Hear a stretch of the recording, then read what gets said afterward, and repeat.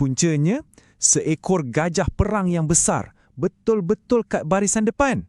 Bila arahan untuk serang diberi, gajah ni, yang jadi simbol kekuatan tentera tu, tiba-tiba je melutut. Langsung tak nak bergerak seinci pun ke arah kota suci tu.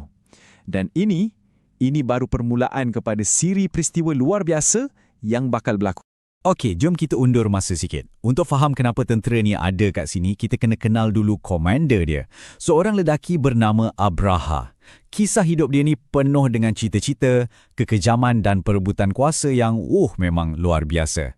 Abraha ni bukan lahir dalam keluarga diraja. Dia bermula sebagai seorang hamba dalam Empire Rom. Tapi dengan kebijaksanaan strategi dan kehebatannya kat medan perang, pangkat dia naik jadi jeneral dan akhirnya dirampas tahta dan jadi Raja Yaman. Perjalanan dia dari seorang hamba kepada raja ini dah cukup tunjuk betapa